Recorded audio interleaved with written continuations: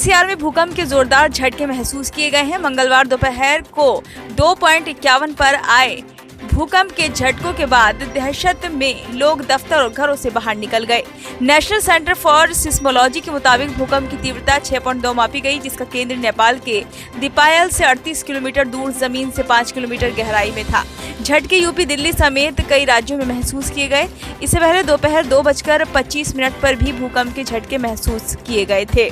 इसका केंद्र भी नेपाल था। उस वक्त इसकी तीव्रता 4.6 मापी गई थी। इसके झटके उत्तराखंड और यूपी के कुछ हिस्सों में महसूस किए गए थे। अचानक ही धरती कांपने से लोग दहशत में आ गए।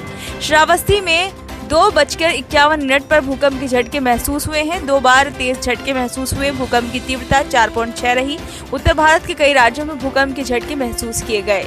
दिल्ली के अलावा गाजियाबाद, नोएडा और फरीदाबाद में भी भूकंप के झटके महसूस किए गए।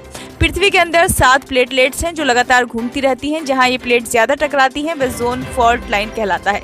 बार बार टकराने से प्लेट्स के कोने मुड़ते हैं। जब ज्यादा दबाव बनता है तो प्लेट्स टूटने लगती हैं। नीचे की ऊर्जा बाहर आने का रास्ता खोजती है और डिस्टरबेंस के बाद भूकंप आता है। भूकंप का केंद्र उस स्थान को कहते हैं जिसके ठीक नीचे प्लेटों में हलचल से भूवर्गीय ऊर्जा निकलती है। इस स्थान पर भूकंप का कंपन ज्यादा होता है। कंपन की आवृत्ति जो दूर होती जाती है इसका प्रभाव कम होता जाता है। फिर भी यदि रिक्टर स्केल पर 7 या इससे अधिक की तीव्रता वाला भूकंप है तो आसपास के 40 किलोमीटर के दायरे में झटका तेज होता है। लेकिन ये इस बात पर भी निर्भर करता है कि भूकंपीय आवृत्ति पर ऊपर की तरफ है या दायरे में। यदि कंपन की आवृत्ति ऊपर को है तो कम क्षेत्र प्रभावित होगा।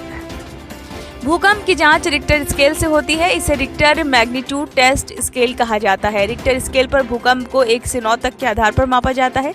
भूकंप को इसके केंद्र यानी एपिसेंटर से मापा जाता है। भूकंप के दौरान धरती के भीतर से जो ऊर्जा निकलती है उसकी तीव्रता को इससे मापा जाता है। इसी तीव्रता से भूकंप के झटके की भयावहता का अंदाजा होता है। ब्यूरो रिपोर्ट, नई दिल्ली।